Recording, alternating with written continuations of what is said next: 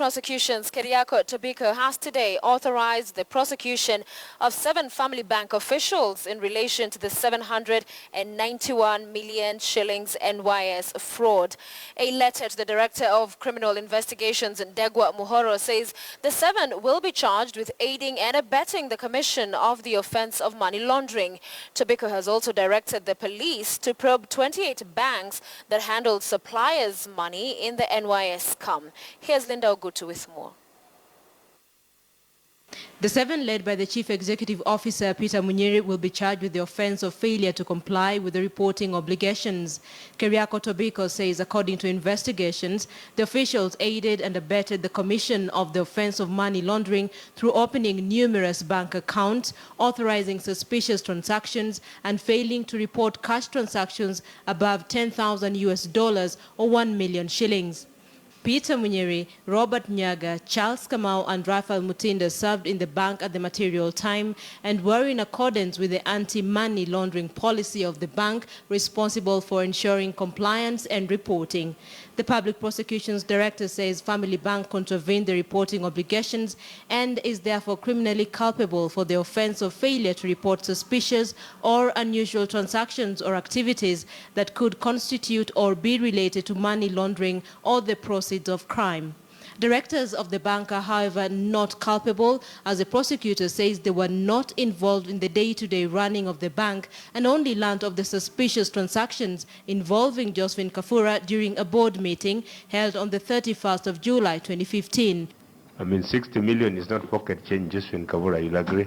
Yeah, I agree with you, Chair. And even then, they were assured that the suspicious transactions had been reported as is required by law. The amount in the IFMIS report was different from the one on the LPOs. Tobiko has also asked the Director of Criminal Investigations, Ndegwa Muhoro, to launch investigations into 28 other banks that, according to the Public Accounts Committee, are alleged to have received funds directly linked to the NYS fraud during the period under review, including the Central Bank of Kenya. The findings of the investigations will be forwarded to Tobiko within 21 days. In the wake of the allegations and investigations into the scam, the Central Bank of Kenya slapped 3 commercial banks with a fine totaling 3 million shillings for failing to report suspicious transactions relating to the 791 million NYS scandal. All the NYS cash was paid out in 3 accounts held at Family Bank, after which they were transferred to other bank accounts. Meanwhile, former NYS Senior Deputy Director Aiden Harake has lost his bid to stop his prosecution. Linda Ogutu, KTN News. Now, Machakos Governor Dr. Alfred Mutua now risks arrest for failing to honor a Senate committee's summons. The Public Accounts and Investments Committee has petitioned the Inspector General of Police, Joseph Boynet, to arrest Dr. Mutua and present him before the committee on Monday. Patrick Amimo reports. If they don't honor summons, then the next procedure is to... The senators want Governor Alfred Mutua to shed light on queries in the 2013-2014 Auditor General's report. Some queries relate to how the county government procured 16 vehicles for members of the county executive at a cost of 32.8 million shillings. Mutua has snapped the Senate Oversight Committee more than 5 times, despite being issued with summons. He failed to appear on Wednesday, saying he was attending to an impeachment motion. Come Thursday, Mutua ignored the committee, claiming the latest summons made reference to Meru County government. The committee's vice chairperson said the letter clearly stated Machakos County and Meru was erroneously mentioned once. A motion moved by Dr. Boni Khalwale asking the Inspector General of Police to arrest Governor Mutua was unanimously adopted. If you do not want to be held responsible whatsoever for any other public responsibility, you just resign. Governors are aware. Until and unless they appear before this committee, the mess of embezzlement and such like in their counties will not be known. And that is why governors will do all manner of gimmicks to make sure they don't come here. There are 2 individuals who this committee has got to deal with. And this message, as we go for Governor Mutua, has also got to go out to the governor for Kakamega, because he is the last man standing in defiance. And like I have said, Chair, he has proven that he is the choir leader of this orchestra of corruption at the counties. The governor of Machakos cannot be an exception. When you accept to take a public office, you must be ready to be oversighted. Chairman, you lead this troop to take the letter to the IG ourselves, so that the IG does not give an excuse that he did not receive that letter. The senators walked the talk, but police officers manning the gate to the Inspector General's office will not allow them in before confirming with the boss. This is disappointing. You cannot come and lock senators here. You receive the letter, the IG acts on the letter. They were later allowed in, and they hand-delivered the letter to the Inspector General's office. And a copy of the letter is here, which indicates received. And for that reason, we are expecting the fellow to be delivered on Monday. Why we want him on Monday is because we are now rolling to year 2 of the audit queries. And he has refused to appear in the previous one of year 2013, 2014. There is no way we are going to sit still and watch by as corruption becomes the second name of the 14th county in this country. We have to make sure that we fight corruption to the end. Besides those 47 multimillionaires, we now have village millionaires who compose the people who do business with those governors and those who work under them. The message we are sending today is, yes, you are running, but soon you'll have nowhere to hide. The ball now is in the IG's office, and Kenyans will be watching with keen interest to see whether Joseph Boynet will arrest Machakos Governor Alfred Mutua and bring him before the Senate on Monday. Patrick Amimo, KTN News, Nairobi. Meanwhile, members of the Nairobi County Assembly have now declared they will go ahead with a motion to impeach Nairobi Governor Evans Kidero, claiming he is a dictator. Now, matters came to a head today as the Assembly members, led by their Speaker, Alex Ole Magello, faced off with the County Executive over office space at City Hall. Akisa Wandera reports. As long as I'm the Speaker of this County Assembly, you are not going to enter this place. City Hall is no stranger to drama. When it's not members of the County Assembly from different political divides disagreeing, it is the same members up in arms against their counterparts from the County Executive. This time, the battle is for space. The north wing of the County Hall, which both teams claim is their designated working space. The push and shove saw members of the County Assembly take their grievances to a higher office. They trekked from City Hall through to Harambee House, which houses the office of Interior Cabinet Secretary Joseph Nkaiseri, seeking a listening ear and security. The county executive wing of the county government wameamua kutaka kuinvade nini. That's the reason we want security for the county assembly. Ile kitu imetuleta hapa na pia unajua county assembly imezungukwa na goons ambaye wameletwa hapo na governor. The MCAs accused the county executive of undermining and mistreating them when, as they claim, the law is clear on who exactly should occupy the offices. Our members are walking from City Hall to 680 because of lack of space, office space. And the same office space we are trying to get for the members up 4th floor because it's big, where they can sit down and even secure their own documentation. Nkaiseri promised to grant the members 24-hour security and look further into the issue. I've received your request and I have directed, in fact before I moved to this room, I've directed the County Security Committee to meet immediately and to provide security beginning today to the County Assembly and on 24-hour basis.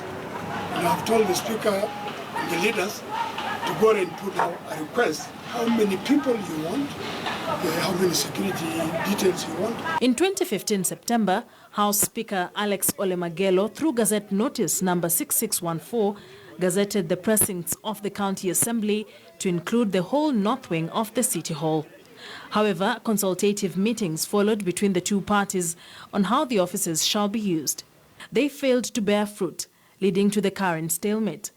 The members have vowed to stay put and continue with calls to have the executive members evicted from the offices. Akisa Wandera, KTN News.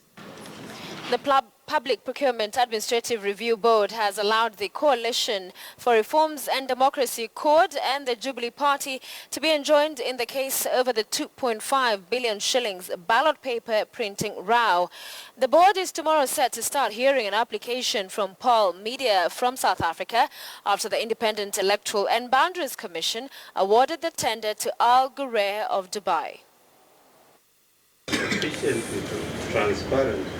Arguing that they have a stake in the electoral process, CORD and Jubilee on Wednesday made applications before the Public Procurement Administrative Review Board seeking to be enjoined in the case over the ballot paper printing tender.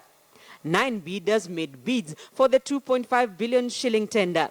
The IEBC awarded the tender to Al Ghurair of Dubai. Pearl Media of South Africa, however, sought a review of the tender process, citing possible irregularities in the process. The board granted the prayer by CORD and Jubilee, giving orders to have them enjoined in the matter as interested parties. In a preliminary objection to the request for review, the IEBC had argued that Pearl Media was time-barred in filing its application for review. That objection will now be part of the main application for the review of the tender, whose hearing begins on Friday morning. And one determination shall be given by the board on both the preliminary objections and the substantive application for review should the opportunity avail itself. The board has until Monday next week to make a ruling on whether or not the IEBC will go back to the drawing board in the tendering for the printing of ballot papers for the 2017 general election. Rita Tinina, KTN News. Now, talking of elections, a new report by Kenya's National Crime Research Center indicates that bribery is the leading election offense in all counties. Political aspirants and unemployed youth are named as the main perpetrators of election crimes. Michelle Ngele has the details. With lessons drawn from the 2013 general election, the National Crime Research Center has launched a report on election crimes and offenses in Kenya. This report that we are launching today will help us to understand where we have come from, to interrogate the things that we have experienced before, what happens when, how, and why. The findings of the report show that bribery, voter fraud, hate speech and violence are the most prevalent election crimes. The need to rein in on hate speech on social media and other media has been the focus to the National Cohesion and Integration Commission. The National Crime Research Center is now urging the Independent Electoral and Boundaries Commission to profile election offenders irrespective of their status in society. All of us can remember the Pangani 6. I did not emphasize. Politicians will always be politicians, so they will speak, they will say the things that politicians say so that they may get votes, but it is our job to ensure that the electoral process is free, is fair, is transparent, and is acceptable to the voters of this country. Topping the list in the main perpetrators of election offenses are political aspirants, followed closely by unemployed youth as well as political sycophants. With a youth unemployment rate of nearly 35%, the large population of jobless youth are often used to perpetuate acts of lawlessness, especially at election time.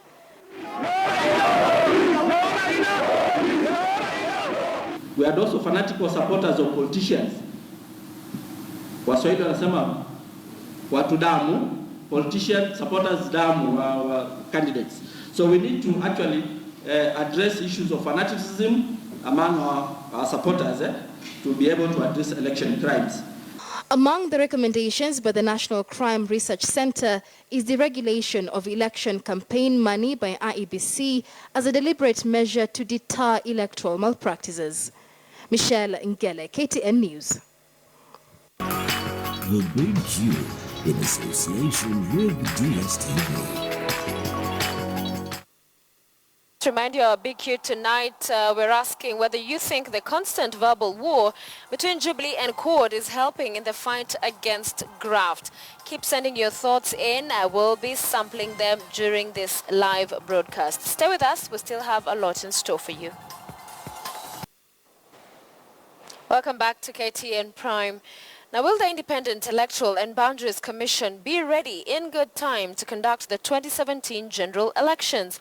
Or will it be another round of chaotic voting and tallying of results? Well, politicians from the opposition have already started raising queries, given that IEBC is 3 months behind schedule. In tonight's episode of Spotlight 2017, our senior political affairs reporter Chris Thyrood looks at the missing elements of the IEBC benchmarks towards the polls and why some people are very worried.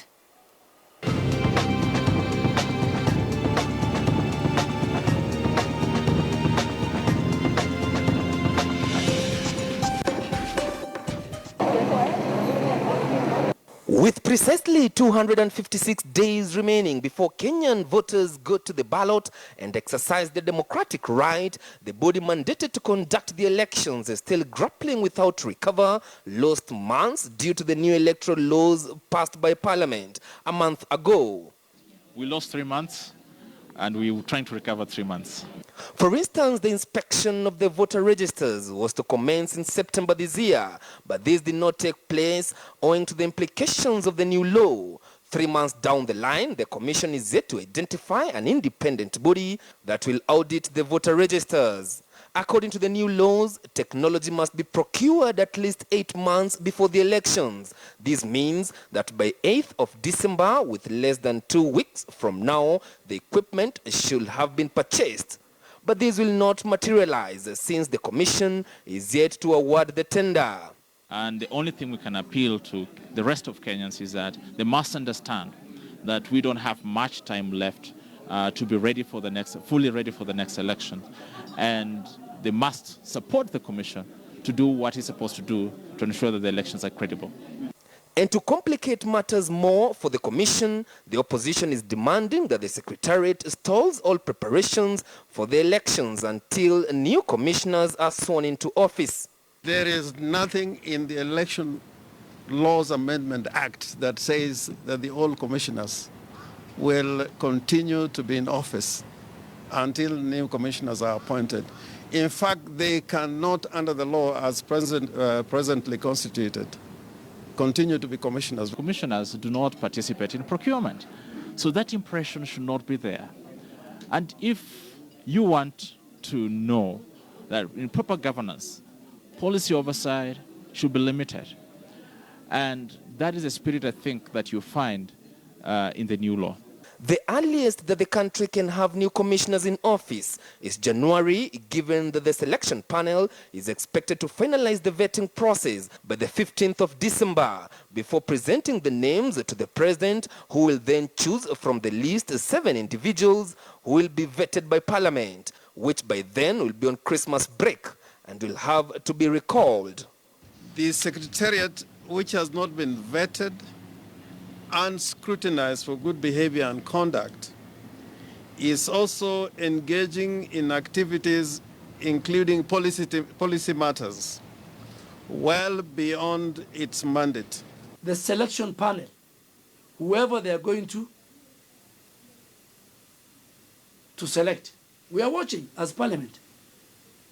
Because if Isaac Hassan was pro Uhuru Kenyatta, we are also watching out for pro-Raila Odinga in both the chair and the commissioners. We are watching.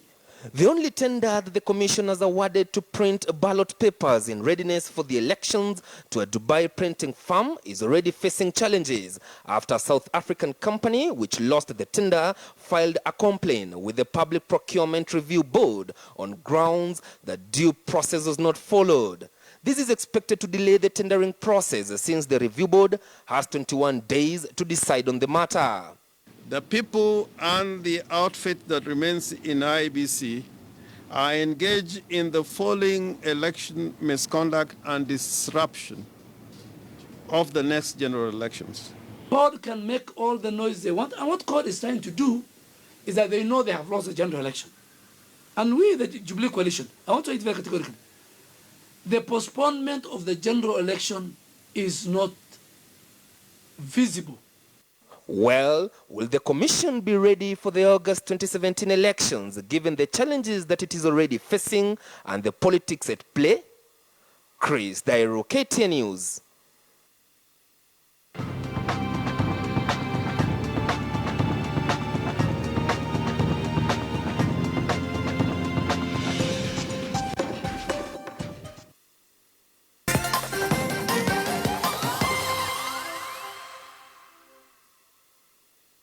It doesn't matter whether you're black or white or Hispanic or Asian or Native American or young or old or rich or... Months of this year plunged 46.6% to 1.45 billion shillings after costs rose.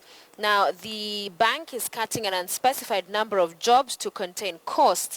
Prospects for Kenyan lenders dimmed in August when the parliament capped commercial lending rates and set a minimum deposit rate. As mentioned earlier in the bulletin, the bank has also taken a broadside in terms of consumer and investor confidence after becoming embroiled in the ongoing NYS scandal.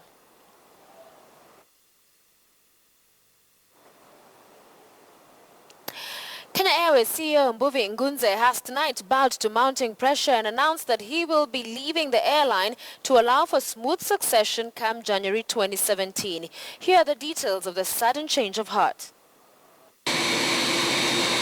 After being at the helm of the national carrier, Kenya Airways, for close to 5 years now, 47-year-old Mbuvi Ngunze has stunned the aviation industry by announcing his decision to step down as the CEO of one of the largest airlines in the region.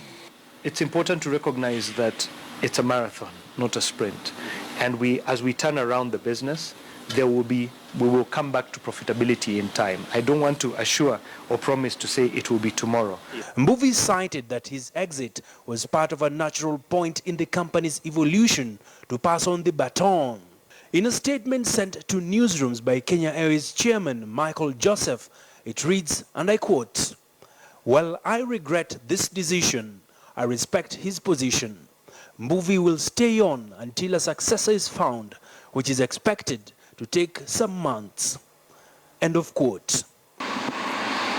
Ideally, the selection of the next CEO will be hotly contested as the board looks for a suitable replacement. The selection process is already underway and is expected to take at least 3 months to be concluded. The exit of Mbuvi Ngunze will perhaps serve as a turning point for the struggling airline, which has been reporting dwindling fortunes for the last 3 years.